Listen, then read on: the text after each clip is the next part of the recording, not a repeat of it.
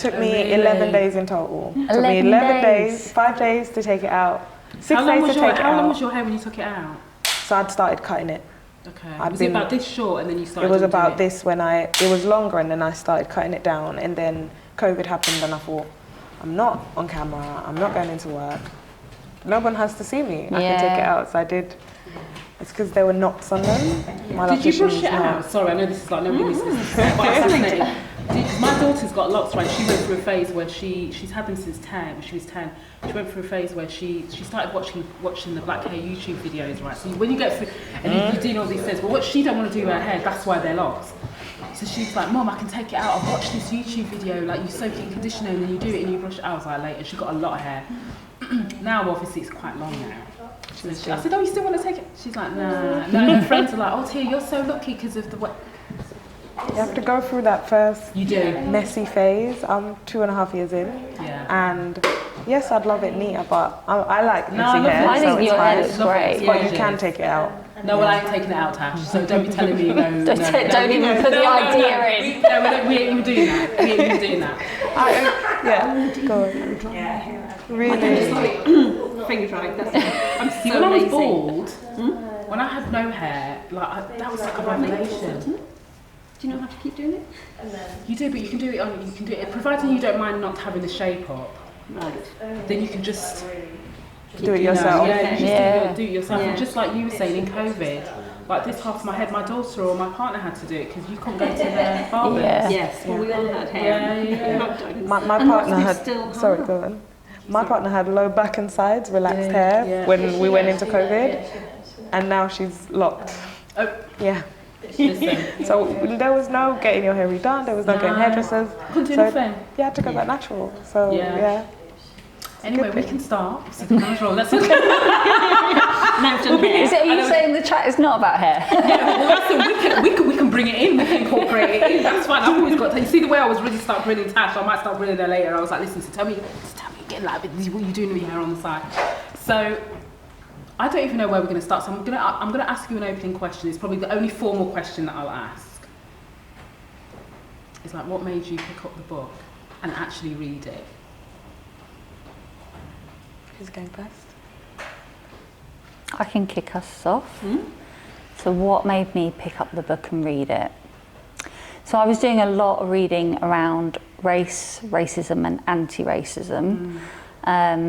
And I now find myself in an organisation where I am responsible for equality, diversity and inclusion, and that is what we're calling it, though I recognise your book absolutely calls out. I'm sorry about that. I didn't name it. I forgive you. No, it's fine. But I think the fact that it is absolutely focused on the organisation, for me, was one of the things that really drew me in, because I'm like, okay, I know I'm getting to a point where I feel comfortable with what I as an individual in society, in my personal and professional life can be doing, but when I'm responsible for that agenda in an organisation, what might that look like? So that was, the organisational focus for me was important. For me, why did I pick up the book? Well, I started a DEI role, and I needed the tools to go in and tackle and have some of the hard conversations. So it was the perfect thing. And I also I'd started shifting, like just listening to your videos and seeing some of the discussions that were happening. I also wanted to kind of challenge the status quo, and I needed the words and the approach. And so that's why I picked up the book. So yeah. I was waiting for it. I knew it was coming. So we'd seen Shereen, we'd seen her conversations, we'd seen you on LinkedIn, we'd seen them. So there's a bit of hype. So I knew it was coming. Yes. So you've been following me from I think one of my first early videos, if I remember. And I wasn't on LinkedIn until I needed to promote a conference I was doing. So it was just a bit before then. So suddenly, we were all a bit more active. And that's where I felt a lot of community. So you were part of my community. So I knew you were coming. And for me, I'm the opposite. I actually don't work in an organisation. Well, I did, but we thought we had the skills as therapists. We're a group of therapists, and we're thinking about, we do have some of the language, and sometimes there's a lot of concentration in that, but not tying it up with the more sort of concrete organisational stuff. And I was quite dissatisfied with the organisational stuff. And so the thing that really struck me was I don't know if you said it in this book or before, but the quantify, measure, track what you're doing for your black colleagues and clients, and thinking that's what we don't do. And you're really, really clear about those mechanisms. I thought, right, I need some straight talking for all these people to talk the right language, but it doesn't go into action. And I thought, how do we operationalise this and make it not just talk, but impact? So that's where but it did then take me a while. I was waiting for the audiobook, really. I know, it's coming soon. I know, it's coming. So I brought it on holiday, because I thought, right, nice clear space. And I read the first bit, and then it got really, really hot. So I did put it down for a while, and then I came back. Because you need a bit of space at once. But yeah, that's how I came into it. And it had some of those same messages, same clarity. I was keep coming back to. Yeah. Can I just pick up on something you said there, Jo? Because for me, that's one of the things I really appreciated about the book, and I think it's part of your style anyway, Shereen, but I think that focus on and what is it that you're doing and what does it mean to your black colleagues? Because I think we get so caught up in being seen to be doing stuff and measuring. You know, and for a lot of organisations, and you say this really clearly in your book, and it really resonated, they start and stop at diversity and representation. Like, how many black and brown faces do we have in the organisation, without any consideration about whether that is a safe space for people to be, whether people are able to bring their skills and their knowledge and their experience without being harmed, and actually just chasing that diversity quota is perpetuating harm if the organisation and the conditions don't create the right environment for people. So I really appreciate the section where you kind of break down, you know what, here's all the other ways you could measure whether what you're doing is having an impact.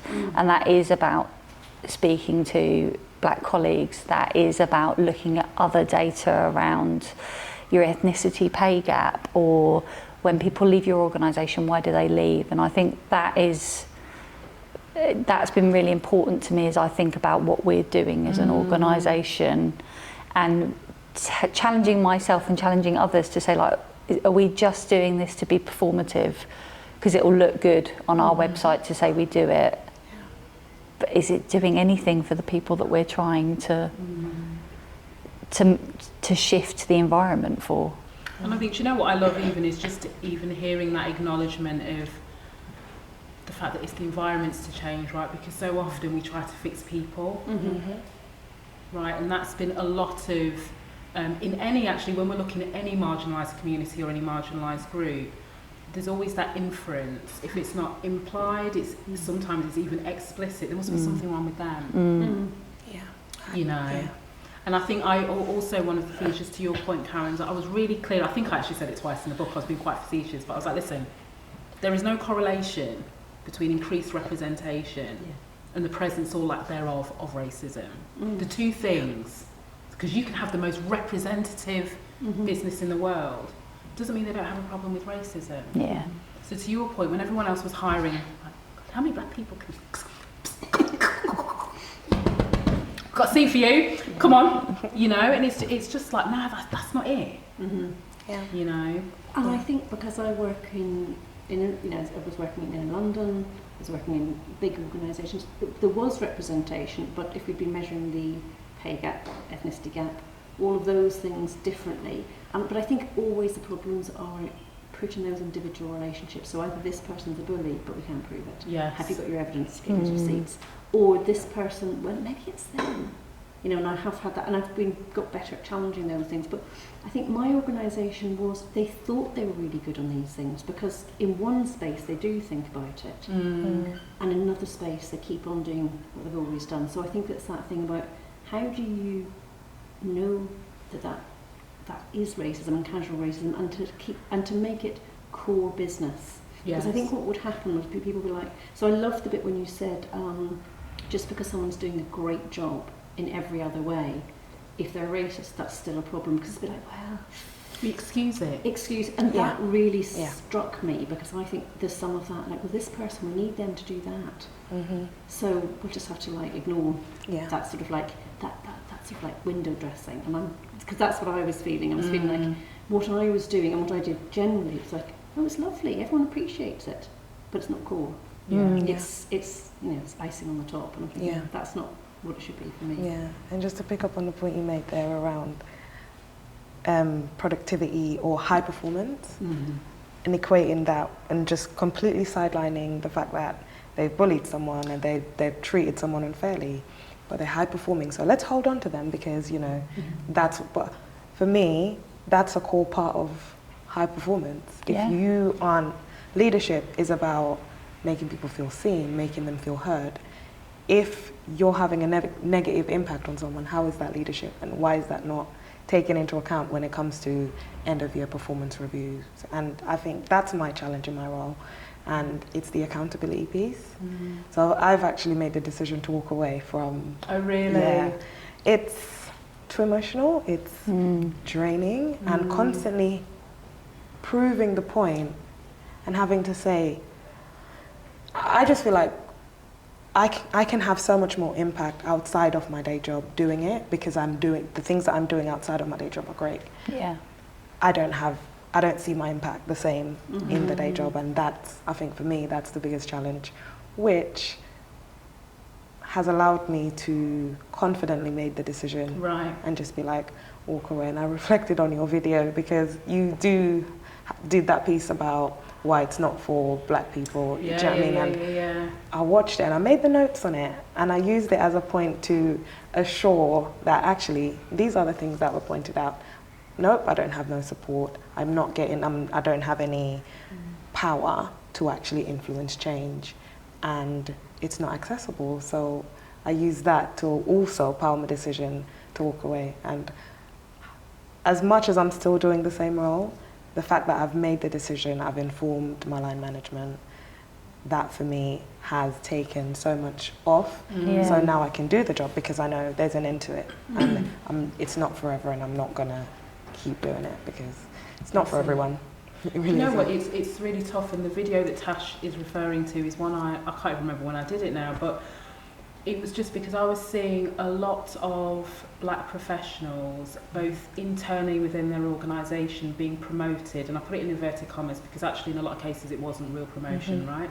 But they were being promoted or co-opted into doing diversity, equity and inclusion roles, deliberately off the back of the murder of George Floyd and Black Lives Matter and the global protests and the commitments, right? And they were thinking, okay, well, I've stagnated in my career in this particular role or this particular function, particularly when they're not functionally doing a DEI role. And so they were then promised all of these things. Tash is laughing. Sorry. Tash, if I'm lying, you can tell me if I'm lying. Continue. Right. But they were promised all of these things to go into these roles, but it was also seen by the fact that they had a black face in that particular role, almost like it was double points. Yeah. Do you know what I mean? And then people go into those roles, then they go, right, okay, cool, you've hired me because you specifically, want to make a commitment or you want to demonstrate action. If they can get around with saying black, but they're like, are black.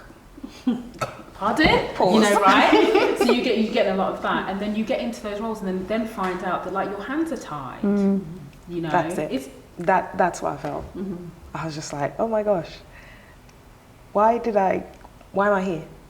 Why am I here? Because everything that I'm coming with, I remember I had a conversation about when I just got the book, I was just like, okay, this is great. Why don't I, in terms of our race stuff, why don't I bring this to the table? And I remember having the discussion with my line manager, and it was like, well, you can't make, it's not a decision that we can make. It's not a decision that the head of the division can make. It's up to senior leaders to make that decision. Well, how about say, okay, well, I'm happy for you to write a paper, and we can get it seen by the people who needs to see it and make the decision. So again, my hands being tied because you put me in the role, but now you're saying all my ideas are coming, you're blocking. But the paper's been written because the paper's the book. But you know what I mean? It's like, that's it. Yeah. But I do think you have to have buy-in Yeah. at that Yeah, level. yeah. Because Yeah. otherwise, and you get quite a lot of like, yes, of course we want to do that, as well as these 800 other things. And so, did we miss that? You know, so I think that's what happens. People say, yes, we want this, but I'm like, how much? And so I really like your bit about being specific. What is it you're going to do? What's it going to look like? And how are you going to find out whether it has any value or not? Exactly. So I think this specificity, because I think what I actually had a weird opposite position, because I'm the poster girl for privilege. And I had quite a lot of, so I felt there were some people who wanted to do the right thing, and the way that they would make you feel like you were doing something good is they would be actually quite harsh to me. Now, actually, if you said to me explicitly, Jo, I'm going to give this to Tash because I think she needs to, and you've had all of these things, I would have been fine with that. But it's when it's all unspoken and it's unseen and it's not transparent, I think that's really problematic. So I think for me that specificity and transparency is really important. You've got to name it and you've got to own the power, I think, if you really want to make changes. Because I think lots of things sort of, they only don't know what's going on, what, for whatever reasons they are. And I think we need to try and be a bit more, can we name it? Can we quantify it? And can we be honest about it? And can we talk about it? Do you know what? I'm blessed this question to Carolyn and Jo. I'm really fascinated, right? So I always want to be a fly on the wall. When you're talking to people who look like you, right, when black people aren't in the room, what are some of the conversations that get had? And was there anything that I talked about in the book that made you go, do you know what I mean? Because I always wonder, like, it's all very well when people publicly talk about this, right? Because, you know, it's got to the point now where it's such a relatively comfortable conversation in the discomfort, right? So we've moved on from the years where nobody would even talk about it. It was like you're banned from talking about racism. Now there's kind of like, but I still wonder, what do people say, or what's some of the challenges that you faced, or do you know what I mean? Yeah. So for me, one of the things that you put in your book that I absolutely come up against with white people in my organisation, because the majority of our senior leaders are white, and as you were saying, Tash, those are the people that really need to commit to this agenda, is okay, but how can we bring all of our white colleagues with us?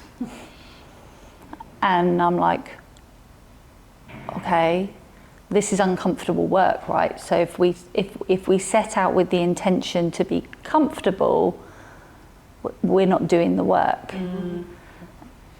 Yeah, but we don't want to lose people. Okay. Yeah. But what about our black and brown colleagues who we are losing every day because we're not creating an environment where they can thrive? Yeah, no, I hear you. But what about?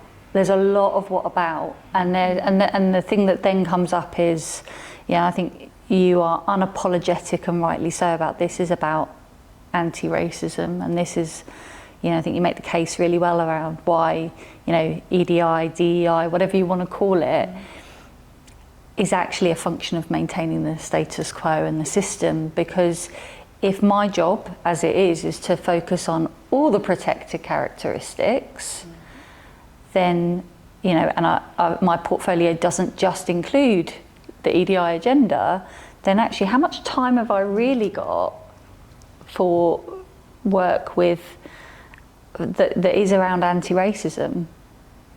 Very little is afforded to me in the job. And then you'll get people going, but what about class? But what about disability? And I don't mean that to be dismissive, because those are really important facets too, but my response to that is, okay, but for every black person or brown person who we can focus on and we can shift their experience, they have other factors to their identity. Well. You are black women, right? So the minute we pay attention to your experience, if it's through the lens of your blackness, we're still going to affect the gendered experience that you have. And that's still employing the same tools, right? You're still listening, you're still analysing different types of data, you're still doing root cause analysis, you're still doing that, but it is I don't think it's something we're ever going to not have.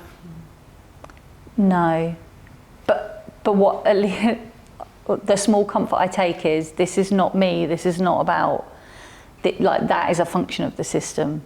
It's a you talk about it in your book. You can recognise that it's not if I said it in a different way. Right, I get it. You guys would come at me with this whataboutery, however I pose it. Yes. Yeah. So that's part of the work. But I really hear you, Tash, in terms of trying to do that as a black woman. That to me is just perpetuates more harm. Yeah, definitely agree. I'm thinking about the conversations that I had when black people are not around. It'll be the fragilities people will sort of talk about. Really? So I think it'll all be white-centred. It'll be, that's something else I thought in your book that you kept saying. You need to centre black people. You need to centre anti-blackness. And I think if you'd asked me that a few years ago, I'd be like, huh? I don't think I'd have got it. I think it takes a while. It has to be, we're really way behind. We have to do a lot of re-education, a lot of And when I first came across those terminology, I can remember thinking, I really hadn't thought about a lot of things, but not that. And then also, if you think about when you first come across things, I use myself as an example. When I first heard the term microaggressions, I thought, I don't like that term. Oh, really? I don't like to think of myself as aggressive. So you know what? You always surprise me because I know how on it you are now, so I can't even imagine. So it's fascinating for me to hear. That's a moment, the very first time you hear it, and I'm being honest with myself. Yeah, 100. And everyone else saying, I hate the word because it says micro. And I'm like, I just don't like to see myself as aggressive. Right. And I, of course, I've had to work on it because I thought, okay, if you're thinking that, what do you do? So you start to think. So I think what will come out when other black. So what I find is people won't say the wrong thing in front of black colleagues. They'll say nothing. And so we had a team, and one person in particular, I felt like people were very concerned about saying the wrong thing in front of her. And then occasionally I would hear things. They would probably know not to say it to me either. Right. But some people, and this I actually felt was a helpful thing, when people say, look, can I talk to you about real talk? I'm not sure what to do with this feeling I have, because it does make me... And I thought, well, actually, that's really good, because you're actually being honest that, and I was thinking one guy was talking about, he's, you say, male, pale and stale. And he said, I feel like I'm going to be always... the opposite of what everyone wants. I'm going to be dismissed. And I'm thinking, bless you, it's not dismissal, but that they genuinely feel. And he's saying, well, this person's talking about where they felt discriminated, and he says, I've done really well, but I've worked really hard. And I thought, and then he's sort of feeling like, what do I do with my feelings of either pride or positivity or things that are going well? And it feels diminishing. And I thought, well, at least I was really pleased that you had the honesty to say, can we have this conversation? I thought it's much better that you say that out loud than sit there quietly licking your wounds, feeling sorry for yourself, because it means that we can actually have the discourse. So for me, it's about what discourse can we have that feels like we're not pretending to be different or better than we are. Yeah. So the other conversations that happen, all about intention. Lots of nice people didn't mean it, and that's hard because there's a lot of anxiety, fear. And I think, but it's all relative. But they feel very in their feelings. And we all do. But no one likes to get it wrong. And when someone's got it wrong, they say, I want to talk to you about this. And you're thinking, what did I say? What did I say? There's a lot of that. So huge anxiety about ego stuff, I think. So those are some of the conversations. I'm trying to think of other things that people will say. They've more wit than to say too much, because they know probably where we're coming from. We're not going to get people saying things. No, like you, people are like, oh, you would say that. You're so obsessed with being fair, and I'm like, I'm actually obsessed with equity, and I'm like, I am the person. That should be a T-shirt. I'm actually obsessed with equity. I love that. Yeah. I love that. I'm like, that's what you pay me to do. You employ me for this job, and now you're moaning because I'm doing it. Yeah. Or trying to do it. Actually, Actually, there's another bit I should say. Competition. Who's the best anti-racist in the room? Really? Bit that. So I'm in an unusual environment. Yeah. So I'm in that's really interesting. Where people think they've got all these values and they're anti. So I'm in an environment where people think they do those things, and then there's a bit like, oh, well, you're getting a bit more recognition for yours than I am for mine, and so we can also have that about who's queen of the anti. Isn't that interesting though? Because one of the things I've had to learn is, I can't recall if you might say this in your books, Shereen, there's no cookies for this work. Exactly. So if you're in it Yeah. as white people for recognition, you've got more work to do. Yeah. Yeah. Yeah, I do think I literally say that. But because if you're here for gold stars, people, and I say that knowing that, you know, like anybody, I've got ego, I've got, you know, I want to be validated, I want to get it right. Of course, but that's when you need to check yourself and you know, am I here to look good or am I here to do good? Yeah. And by whose measure and in service of who? And I think that is a really important part of this work for white people. Yeah. Tash, I want to come to you now with a thought. Was that, I'm not going to say was there, because that implies there wasn't, and I know my book is very good, so I'm not even going to start the question like that. But I do want to know, was there anything that you read that stayed with you long after you closed the book? Do you know what I mean? Yeah, definitely. I think for me, and I've got my notes for this one. Actually. No, don't do it.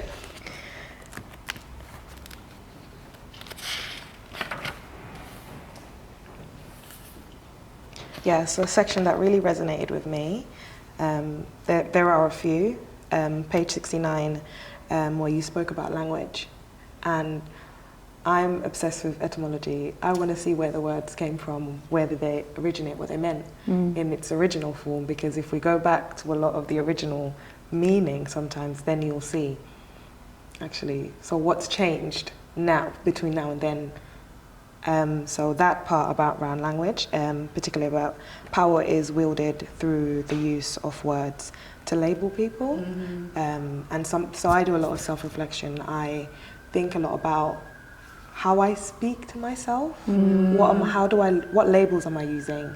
And am I using them because that's how I see myself, or am I using them because that's what I've been given?